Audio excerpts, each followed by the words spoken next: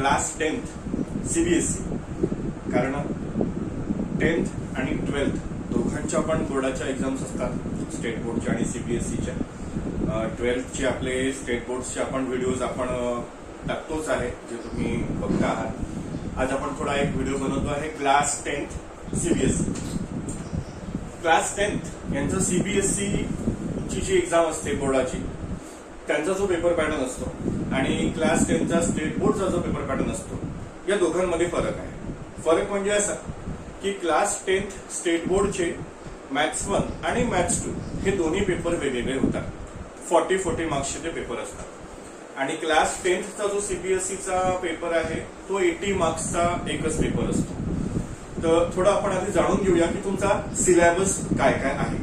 तर class 10th मध्ये जे टॉपिक्स तुम्हाला दिलेले आहेत त्या टॉपिक्स मध्ये real numbers, polynomials, pair of linear equations in 2 variables, quadratic equations, arithmetic progression, coordinate geometry, triangles, circle, trigonometry, height and distance, that is the application of trigonometry, areas related to circle, surface areas, volume, statistic आणि probability.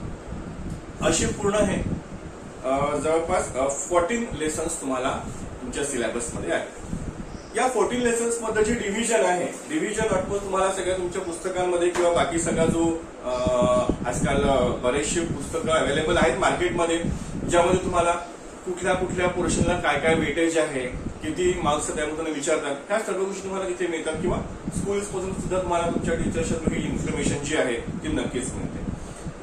हे सगळे lessons जे आहेत ते आपल्याला properly prepare करायचे आहेत आणि याच्यावरती बेस आपला 80 मार्क्सचा पेपर राहणार आहे.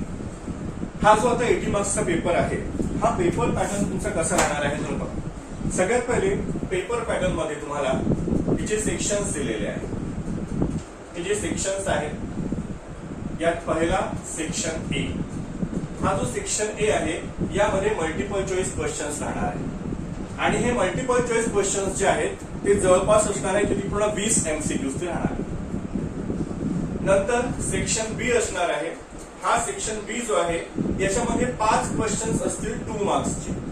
एमसीक्यूज हे 1 मार्क इच राहणार आहे आणि हे 2 मार्क्सचे 5 क्वेश्चन्स, म्हणजे हे राहील पूर्ण 10 मार्क्सचे. हे होतात तुमचे 20 मार्क्स. यानंतर सेक्शन सी जो आहे, हा सेक्शन सी यामध्ये 3 मार्क्सचे क्वेश्चन्स आहेत आणि हे 6 क्वेश्चन्स राहतील. 6 क्वेश्चन्स राहतील हे, म्हणजे 6 3 हे झाले टोटल 18 मार्क्स.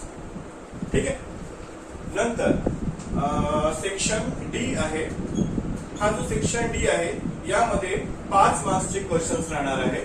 4 क्वेश्चन्स, म्हणजे हे झाले किती 20 मार्क्स. आणि फायनली याचा लास्ट जो सेक्शन आहे दॅट इज सेक्शन ई. यामध्ये तुम्हाला 3 क्वेश्चन्स राहतील, 3 मार्क्सचे क्वेश्चन्स राहतील आणि हे 3 क्वेश्चन्स राहतील 4 मार्क्सचे, म्हणजे 12 मार्क्स. हा जो सेक्शन ई आहे, या सेक्शन ई मध्ये जे क्वेश्चन्स आहेत हे केस बेस्ड इंटिग्रेटेड क्वेश्चन्स असे राहतील.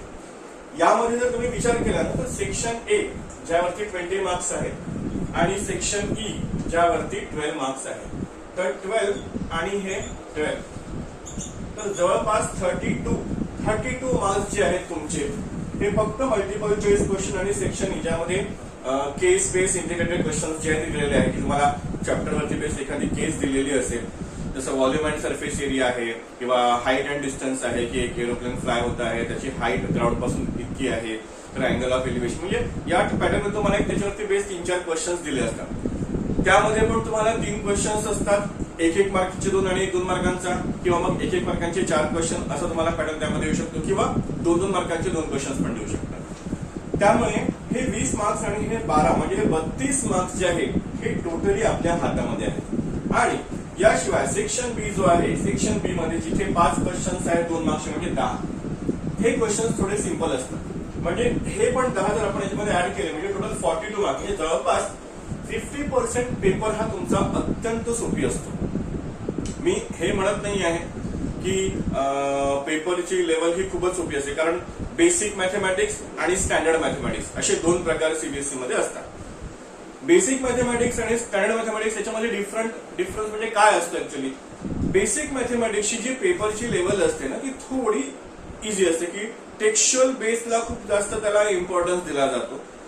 आणि स्टँडर्ड मॅथमॅटिक्स जे आहे त्यामध्ये ऑब्व्हियसली टेक्स्टबुक स्पेस त्याच्यामध्ये राहीलच, पण त्यात थोडी डिफिकल्टी लेवल जी आहे ती काय असते, वाढलेली असते. यात एक लक्षात ठेवायचं आहे, मॅथमॅटिक्स तुम्हाला सिलेबस तोच आहे, लेसन सगळे तेच राहणार आहे, फक्त पेपरची लेवल जी आहे ती वेगळी असणार. तुमच्या सीबीएसईच्या टेक्स्टबुक मध्ये तुम्हाला कुठेही मल्टिपल चॉईस क्वेश्चन असे खूप जास्त दिले नाही आहेत. चॅप्टर मध्ये 3-4 आहेत ते मल्टिपल चॉईस क्वेश्चन ते एक्सरसाइज मध्ये दिले असतील तुम्हाला ते, पण 20 मल्टिपल चॉईस क्वेश्चन तुम्हाला कंपल्सरी आहे. त्यामध्ये ऍसर्शन आणि रिझन याचे 2 क्वेश्चन तुम्हाला नक्कीच राहणार आहे. त्यामुळे सगळ्यात पहिले तुमचा अभ्यास करत असताना, कारण जेव्हा कारण परीक्षेला काय 2 ते 3 महिने फक्त राहिलेले आहेत, लास्ट मोमेंटला आपल्याला थोडंसं कन्फ्युजन होतं की अभ्यास कुठल्या पद्धतीने करायचा. आणि म्हणून आपण हा सुरुवातीचा जो व्हिडिओ आपण बनवतोय की अभ्यास कसा करावा त्याच अनुषंगाने आपण सिलेबस बघितला की किती लेसन्स आहे, आपण पेपर पॅटर्न काय आहे हे बघितलं. आता माझं तुम्हाला एक सजेशन राहील की पेपरचा अभ्यास करत असताना सगळ्यात पहिले यातले जे स्कोरिंग लेसन्स आहेत ते तुम्ही आधी कव्हर करा. स्कोरिंग लेसन्स म्हणजे कोणते कोणते झाले याच्यामध्ये, सगळ्यात पहिला लेसन आहे रिअल नंबर्स, ठीक आहे. दुसरा लेसन आहे पॉलिनॉमियल. नंतर त्यामध्ये आणखी एक लेसन तुम्हाला दिलेलं आहे कोऑर्डिनेट जॉमेट्री. हे 3 लेसन्स जे आहेत याच्यामध्ये कोऑर्डिनेट जॉमेट्री तुम्हाला फक्त फॉर्म्युलेज आहेत, पॉलिनॉमियल मध्ये पण तुम्हाला कन्सेप्च्युअल क्वेश्चन दिलेले आहेत, अत्यंत सोपे आणि छोटा लेसन तो आहे. हे 3 लेसन तुम्ही आधी केले की तुमचा बऱ्यापैकी पार्ट जो आहे तो कव्हर होतो. यानंतर तुम्ही linear equation in 2 variables, quadratic equations आणि मग नंतर अरिथमॅटिक प्रोग्रेशन, म्हणजे तुमचे सुरुवातीचे 5 लेसन आणि हा नंतरचा 6वा तुमचा कोऑर्डिनेट जॉमेट्री, इथपर्यंत तुमचा पार्ट जो आहे पहिले पूर्ण कम्प्लीट होतो. ट्रिग्नोमेट्री आणि अप्लिकेशन ऑफ ट्रिग्नोमेट्री हा मे बी बऱ्याच लोकांना खूप जास्त डिफिकल्ट जातो किंवा यामध्ये थोडंसं कन्फ्युजन असतं की अरे कसा, म्हणजे हा कारण नवीन टॉपिक असतो. 9th स्टेट बोर्ड मध्ये काय असतं ना की 9thला त्यांना ट्रिग्नोमेट्री इंट्रोड्यूस होतो, पण स्टेट बोर्ड आपला सीबीएसई बोर्ड मध्ये 10thला पहिल्यांदा इंट्रोडक्शन होतं त्याचा ट्रिग्नोमेट्रीचा. त्यामुळे आहे तो लेसन समजायला खूप सोपा, पण त्यामध्ये जी लास्ट एक्सरसाइज आहे ज्यामध्ये प्रूव्ह दॅटचे क्वेश्चन दिलेले आहेत त्यामुळे थोडीशी डिफिकल्टी लेवल जी आहे ना ती वाढते. म्हणून ट्रिग्नोमेट्री आणि अप्लिकेशन ऑफ ट्रिग्नोमेट्री हे तुम्ही नंतरच्या हाफमध्ये घेऊ शकता. कोऑर्डिनेट जॉमेट्रीपर्यंत तुमचे लेसन झाले की तुम्ही मग इकडे एरियाज रिलेटेड टू सर्कल झाला, आपला व्हॉल्यूम सरफेस एरिया, हे जे लेसन्स आहे हे तुम्ही कव्हर अप करा. ते झाल्यावरती स्टॅटिस्टिक, प्रोबॅबिलिटी, हे तर स्कोरिंग आहेतच, प्रश्नच येत नाही. स्टॅटिस्टिक मध्ये तुम्हाला मीन, मीडियन आणि मोड, पण मीन, मीडियन, मोड मध्ये तुम्हाला वेगवेगळ्या व्हेरिएशन्सचे क्वेश्चन्स जे आहेत ते करणं खूप गरजेचं आहे. की सपोज एखाद्या डेटाचा तुम्हाला मीन दिलेला आहे आणि त्यामध्ये फ्रिक्वेन्सीच्या अननोन व्हॅल्यूज आहेत एक्स आणि वाय त्या काढायच्या आहेत, अशा टाईपचे क्वेश्चन्स जे आहेत ते थोडं त्यामध्ये प्रॅक्टिस करणं आवश्यक आहे, कारण 5 मार्कांसाठी हे क्वेश्चन्स त्याच्यातलं एखादा नक्की असतो. आणि मग नंतर तुम्ही ट्रिग्नोमेट्री आणि अप्लिकेशन ऑफ ट्रिग्नोमेट्री, कारण अप्लिकेशन ऑफ ट्रिग्नोमेट्रीचा हमखास एक क्वेश्चन राहणार, ट्रिग्नोमेट्रीचा क्वेश्चन राहणारच राहणार, कारण सगळ्या लेसन मधलं काही ना काही येणारच आहे आणि ऑप्शन्स तुम्हाला फार जास्त नसतात. जसं तुम्हाला इथे ऑप्शन्स मध्ये फक्त की नाही सगळे क्वेश्चन्स कंपल्सरी आहे. इंटरनल चॉईस जे आहे तुम्हाला 2 क्वेश्चन, 5 मार्कांचे जे 2 क्वेश्चन्स आहेत त्यामध्ये आणि 3 मार्कांचे 2 क्वेश्चन्स जे आहेत त्यामध्ये आणि 2 क्वेश्चन्स 2 मार्क्सचे, याच्यामध्ये तुम्हाला ऑप्शन दिला आहे आणि ते पण कसं क्वेश्चनला ते ऑप्शन असतं. त्यामुळे बरेचसे क्वेश्चन तुम्हाला हे कंपल्सरीली करावेच लागतात. ठीक आहे, तर यावेळी तुम्ही अभ्यास करा की हे जे सुरुवातीचे 5 ते 6 लेसन्स आहेत हे आधी तुम्ही खूप प्रॉपरली थॉरोली प्रिपेअर करा. मग आता प्रिपरेशन करताना सुरुवात कशी करायची? प्रिपरेशन करताना सगळ्यात पहिले टेक्स्टबुक फॉलो करा. टेक्स्टबुकच्या सगळ्या एक्सरसाइजेस आणि सॉल्व्ड एक्झाम्पल हे आधी करा आणि ते झाल्यावर मग तुम्ही बाकी तुमचे जे रेफरन्स बुक्स तुम्ही जे वापरत असाल ते तुम्ही नक्की वापरा. यामध्ये तुम्हाला मी आणखी एक सजेस्ट करू इच्छितो की आपल्या श्री टेस्ट सिरीजचे आपल्याकडे टेक्स्टबुक्स अवेलेबल आहेत, ज्यामध्ये तुम्हाला प्रॅक्टिस पेपर्स दिलेले आहेत लेसन वाईज. हे तुम्ही अवश्य खरेदी करा, कारण त्यामध्ये लेसन वाईज, चॅप्टर वाईज तुम्हाला प्रत्येक क्वेश्चन म्हणजे प्रत्येक चॅप्टर मधला जो इम्पॉर्टंट पार्ट आहे त्यावरती बेस्ड क्वेश्चन्स तुम्हाला दिलेले आहेत. ते तुम्ही जरूर ट्राय करा, ते परचेस करा आणि ती सिरियसली तुम्ही सॉल्व्ह करा. त्यानंतर त्याच्या फुल टेस्ट सिरीज पण आहेत, test series 1, test series 2, test series 3, ज्यात तुम्हाला क्वेश्चन पेपर्स आहेत, मॉडेल आन्सर पण प्रोव्हाइड केलेले असतील आणि ते तुम्ही थॉरली पण व्यवस्थित ते सॉल्व्ह करा, त्याचं चेकिंग प्रॉपर करा. नक्कीच तुम्हाला तो जो एक फोबिया आहे की नाही आपल्या एक्झामचा, तो फोबिया तुमचा रिड्यूस होणार.